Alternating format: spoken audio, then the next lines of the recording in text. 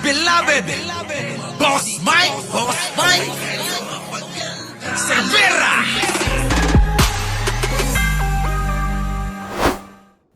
Ni dating Senador Antonio Trillanes na kampo ni Vice President Sara Duterte ang nagluluto ng isa na namang people power laban sa administrasyon. Pero si VP Sara, ginit na walang planong agawin ang posisyon ni Pangulong Bongbong Marcos. Kita nyo mga kababayan, gaano ba katagal na itong people power nila ito? Bravo Julie Mike. Ito Nasa frontline na balitang yan, si Mobile Journal, Alexis. At hindi ko din gusto yon. Hindi ko gusto agawin yung posisyon ni Bongbong Marcos.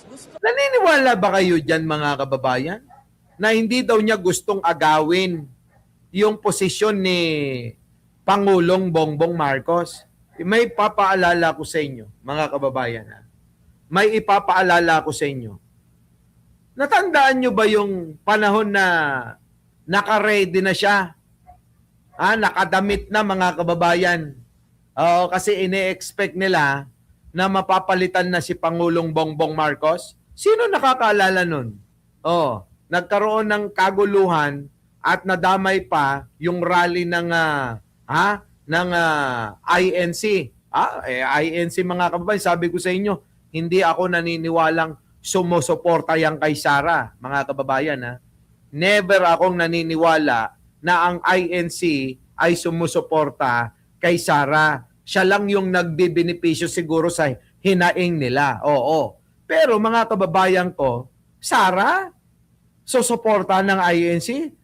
Nungka! At ako mga kababayan, hindi rin naniniwala na si Marcoleta ang representante ng INC, mga kababayan. Hindi ako naniniwala dyan. Dahil may sariling agenda si Marcoleta, mga kababayan ko. Di ba? Antonio del Castillo. Marami tayong kaibigan ng mga INC. Hindi ganyan. Mga kababayan, sa mga pag-aakala ng ilan. Kita nyo, anong ginagawa nila, mga kababayan ko? Anong ginawa nila? Di ba yung 3 araw sana na rally, naging 2 na lang? Kasi nga, hindi talaga nagustuhan ng pamunuan ng INC yung mga nangyari na mga nagsalita yung mahaba-baba, kulubot ang muka. Di ba mga kababayan? Ayaw. Ayaw ng INC yung ginawa nila. Kaya pinutol, imbis na 3 araw, naging 2 na lang. Napahiya nga sila ron eh. Yun po yung inahantay na pagkakataon ni Sara na na siya ay papalit na bilang presidente. Inaantay niya yon. Tama, mali. Di ba nakabihis na nga yan? Naka-ready na? Tapos sasabihin niya ngayon, hindi ko naman hinahangad na mapalitan si BBM sa Malacanang. Ulol! Sino niloko mo? Di ba mga kababayan? Sino niloko niyan? Di ba? Ngayon, bakit sinasabi na ito? Sumubok lang. Sumubok lang ba? Ngayon. Bakit sinasabi niya na? Kasi wala na talagang pag-asa sila na mapalitan niya pa si Pangulong Bongbong Marcos. Hindi na ho mangyayari yun. Hindi na ho mangyayari yun. Malabo pa sa tinta ng pusit ni Sara na makukuha pa yaang Malacanang, mga kababayan. Malabo. Tuloy. Ito. Ako makita ng taong bayan. Ano sabi? Ni Bongbong. Si Mobile Journal, Alexis Ebue. Pakinggan nyo mga kababayan. Ito yung sinasabi niya At hindi ko din gusto yon. Ulol. Hindi ko gusto agawin yung posisyon ni Bongbong Marcos. Gusto ko makita ng taong bayan hanggang sa dulo kung paano walang hiya si BBM. Kita nyo mga kababayan ko? Tama bang katwiran yon? Gusto ko makitang kawalang ya daw si Pangulong Bongbong Marcos. Kung mayroon mang walang ya rito kayong pamilya nyo, Kayong pamilya ang mga walang ya. Yan ang sinasabi ko kayo, naninira eh. Tingnan nyo, ito. Sinong walang ya? Ayan. Mga kababayan ko, titigan nyo. Sinasamba ng mga DDS. Sino pamilya ang may, mukhang adik? Tinatawag na bangag, mga kababayan ko. Yung nasa ibaba. Nakikita nyo, mga kababayan, kung gaano ka-organisado? Kung gaano ka-firm itong pamilya ni Pangulong Bongbong Marcos?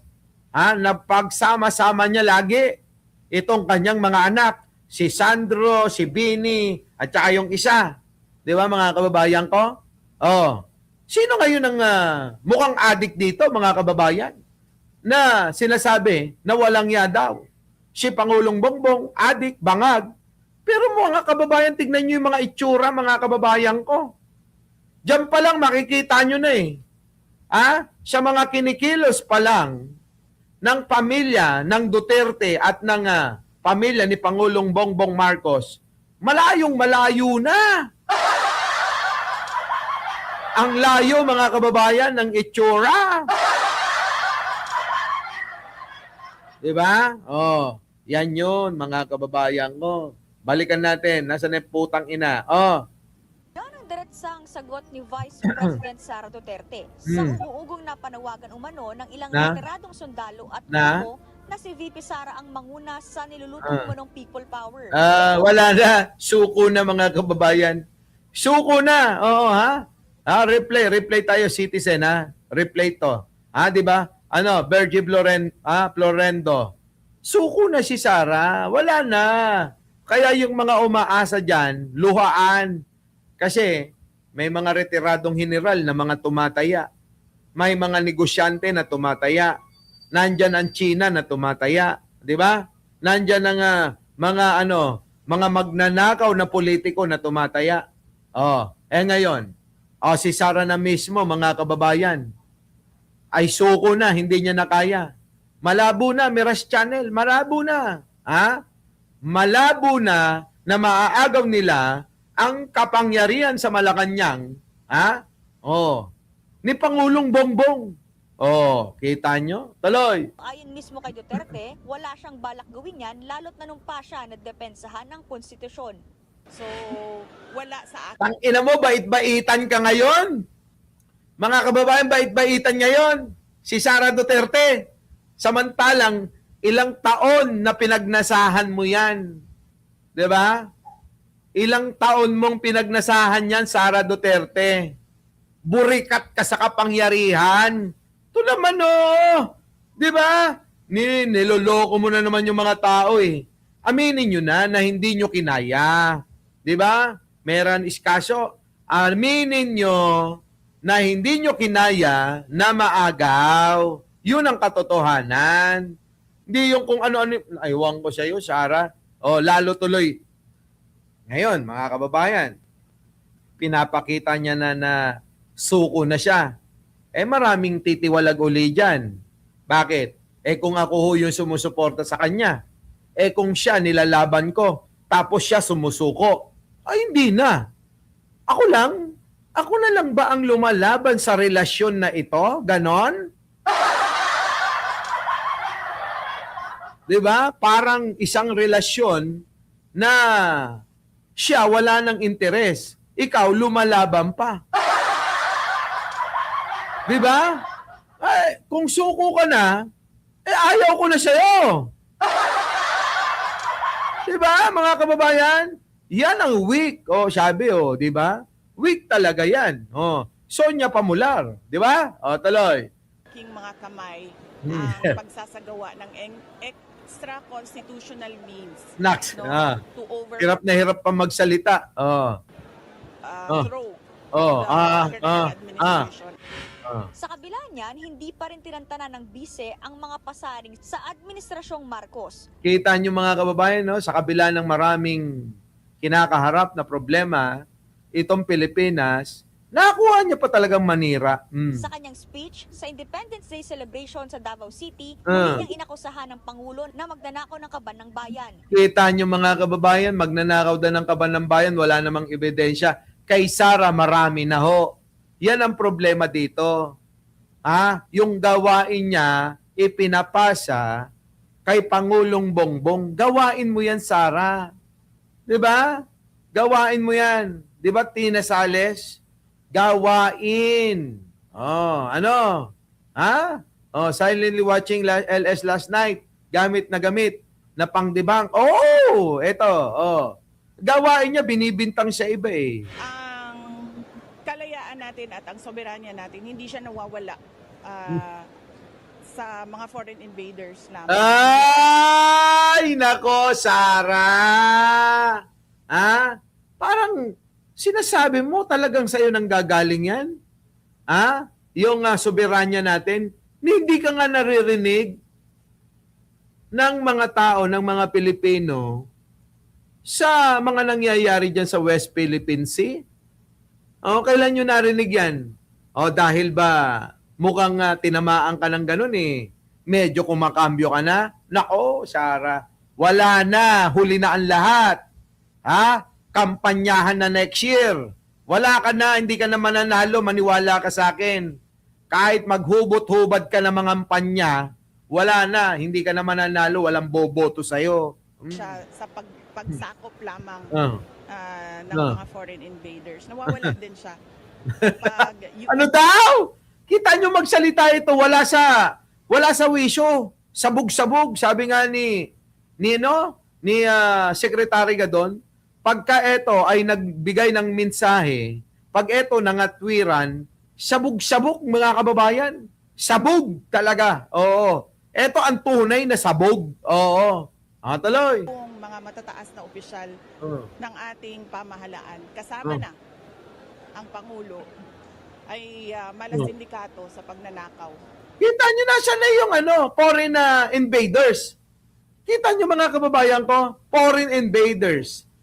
Soberanya ang pinag-uusapan. Napunta kay Pangulong Bongbong parang ako pala to pag inaantok. Alam nyo na, katumbas ng utak ni Sara kapag inaantok ako. Di ba? Kung ano-ano sinasabi. Di ba? Ang katumbas ni Sara, katumbas ng utak ko, si Sara pag inaantok ako. Grabe to si Sara kung saan dinadala yung usap, ng pera ng bayan. Ang mga pahayag ni VP Sara, Eto taliwas na. sa naging akusasyon ni dating Senator Antonio Trillanes Ah. na kampo ng BC ang nagsusulong ng destabilisasyon sa Administrasyong Marcos. Totoo yan, mga kababayan. Ako naniniwala dyan. Nakikitang-kita naman, di ba? Kitang-kita naman. Ang aming impormasyon ay naghahanap sila ng political trigger. Create a political impasse. Then magmo-mobilize sila ng mga tao. Tapos they're going to hope na may magwi-withdraw ng support sa AFP para install si Sara, patalsin si President Marcos. Yun ang inaasahan nila. Umaasa sila, kaya panay ang panawagan sa AFP na mag-withdraw ng suporta kay Pangulong Bongbong Marcos. Kaso nga lang, hindi nangyayari, mga kababayan. Bakit? Paano mangyayari yun? Solido nga. Wala na ngang ginawang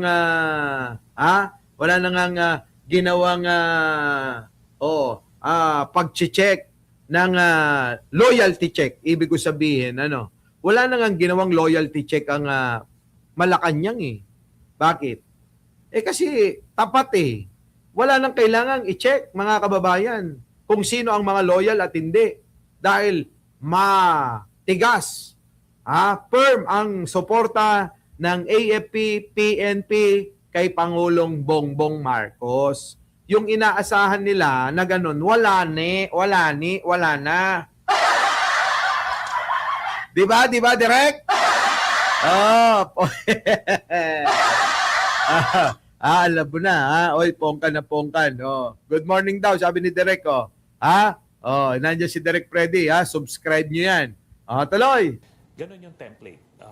Similar to what they did nung EDSA DOS. Sinusubukan pa ng News 5 na hingi ng komento ang palasyo kaugnay niyan. Unang umugong na may destabilisasyon laban sa Administrasyong Marcos matapos ang pahayag ni Senator Ping Lacson na may diskontento ng miyembro ng AFP. Sinundan pa yan ng ang impormasyong nakalap ng NBI na may mga manggugulo umano sa labas ng Malacanang ngayong araw ng kasarinlan. Wala, mga kababayan. Nga. Bakit? Nagbago isip kasi nabisto agad eh. Ito ang maganda. Pagka nabibisto agad, yung kanilang mga plano, umuurong. Parang titi ni Digong. Di ba, mga kababayan ko? Pag nabibisto yung mga plano nila, totoo yan, umuurong eh. Parang titi ni Baste. Nako, tuloy! Ano nang sinabi ng Malacanang na binabantay ng sinasabing banta? Nanindigan din ito na nanatiling buo at nagkakaisa ang hari ng AFP. Yan. Ang sabi po mismo ng pamunuan ng AFP ay wala silang nakukuhang anumang detalye o impormasyon patungkol dito, pero syempre may ugong-ugong. Ito naman din ay kanilang binabantayan. Hindi po kinakailangan, according to AFP, ng loyalty check. Dahil alam po nila kanilang mandato para sa bayan at na naaayon sa konstitusyon. Sinugandahan naman ito mismo ni AFP Chief of Staff, General Romeo Bronner Jr. Pero ikinakalungkot daw niya na ginagamit ang kanyang larawan sa mga kumakalat na pag-uudyok sa mga Pilipino na sumama sa mga rally kontra administrasyon. Kita nyo, ginagamit pa yung mukha ni Chief of Staff, AFP Chief of Staff, Bronner, mga kababayan, General Bronner. Ganyan kasi gumawa ng propaganda mga DDS eh. Andudumi talaga, no? Andudumi, lumaban ng mga Duterte. Oo, madumi lumaban. May mga nag-text rin sa akin na nagtatanong kung totoo nga ba na bumaliktad na ang Armed Forces of the Philippines. Hindi po totoo yun. No? We remain to be a united, disciplined, and professional force. Kita nyo, united, discipline, remain, united, discipline, at saka firm daw sila, mga kababayan. Paano na yan? Wala na, mga kababayan, finish na. Kaya si Sara, suko na. Hindi niya na kayang agawin ang kapangyarihan ni Pangulong Bongbong Marcos. Sinusubukan pa ng News 5 na kunan ng pahayag ang PNP kaugnay sa issue. Ah. Nagbabalita mula sa frontline, Alexis Ebue, News 5. Kaugnay pa rin ang balitang iyan, bumuelta na ang palasyo sa naging pahayag ni Vice President Sara Duterte tungkol sa umuugong na destabilisasyon laban sa Administrasyong Marcos. Ayon kay Palace Press Officer Claire Castro, huwag magpait-maitan, huwag magpaka-plastic, at huwag na raw magkunwari ang bise. Kita nyo, huwag ka na daw magpaka-plastic, huwag kang magkunwaring mabait, huwag kang bait-baitan, Sara. Demonya ka, demonya! Di ba, mga kababayan? Demonya! Kita nyo, mga kababayan ko, no? Hindi talaga uubra kay Yusik Claire eh. Git ni Castro, kaalyado mismo ni VP Sara ang nagpupursige ng destabilisasyon. Kung totoong ayaw ng bise na mangyari yan, ani Castro, pigilan ito ang mga kaalyado. Correct. Kaalyado mo nagtutulak niyan eh. Kampo nyo nagtutulak eh. Tapos sasabihin mo, wala kang alam, naniniwala ba kayo doon? Wala siyang alam? Kung wala talagang alam sa ginagawa ng kampo niya, bubo talaga, di ba? Masasabi na natin talagang, negative 1,000 ang kabobohan, mga kababayan. Pinaplano nyo nga yata. Ba't di ba, umpisa pa lang sa maisog, gusto niya nang paalisin ng Pangulo sa pwesto eh. Correct. Yun na nga yung sinabi ko, Atty. Claire. Simula, day 1 pa lang na nakaupo si Pangulong Bongbong. Gusto na nilang patanggalin sa pwesto. Wala pang nagagawa, wala pang trabaho ang Pangulo. Marami na silang sinasabi. Hindi nyo ba natatandaan yun? Na maliwanag na talaga na ang nais nila mang-agaw. Kasi biruin mo, day 1 pa lang. Hindi pa nga nakakaupo si Pangulong Bongbong eh. Wala pang napapatunayan sa atin eh. 'Di ba? Dahil wala pa, hindi pa siya nakakaupo. Binibira na nila. 'Di ba maliwanag na na umpisa pa lang talagang malaki na ang plano nilang agawin ang kapangyarihan ni Pangulong Bongbong Marcos. Akala nila weak leader. Yung weak leader ni Digong, pang ano lang ho yun, pang mind condition sa inyo. Kinukondisyon lang yung mga utak ninyo na kailangan nating tanggalin si Pangulong Bongbong Marcos dahil weak leader, bangag, adik. Puro yun pang mind condition. Ganon, mga kababayan. Pero kabaliktaran, sino ngayon ang weak leader? Yung presidente ba, dating presidente na nakulong? O yung presidente na hindi nila matanggal-tanggal? Oh.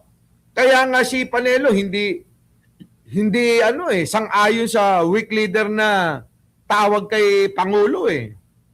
Iba yung sinasabi mo, iba yung ginagawa mo. Pero every time nagsasalita ka, nahuhuli ka. Tama si Attorney Claire dyan. Iba yung ginagawa nila sa nangyayari. Iba yung sinasabi sa ginagawa. Totoo yan, mga kababayan. Ha? Iba yung sinasabi sa ginagawa eh. Nahuhuli yung kasinungalingan sinasabi. Correct. Kasi paiba-iba. Paiba-iba sinasabi ni Sara Duterte. Baliw, tanga eh. Dagdag pa ni Castro, hindi totoo na ayaw ni VP Sara na patalsikin si Pangulong Bongbong Marcos sa kanyang pwesto. Noon pa man daw, sinabi na ito ng PISE sa publiko. Ibinigay na halimbawa ni Castro ang naging speech ng PISE sa The Hague, Netherlands noong July 2025. Correct. Alam ko, naiintindihan ko, tayong lahat, gusto natin mapalayas si BBM. Kita nyo, sinungaling talaga, di ba? Napakasinungaling talaga ni Sara. Kita nyo? Yan sa mukhang yan. Napakalapad, napakalaki, parang batya ang muka, mga kababayan ko. Yan, sa kanya galing mismo. Na gusto niyang mapatalsik si Pangulo. Tapos sasabihin niya ngayon, wala akong plano na agawin, ganyan. Gusto kong makita hanggang dulo. Bobo, tangina mo. Tuloy. Kasi wala tayong nakikita. Pagbabago. Kita nyo? Sa kanya mismo, mga kababayan, galing. Si Allen, yung gustong agawin ang kapangyarihan. Our beloved Boss Mike!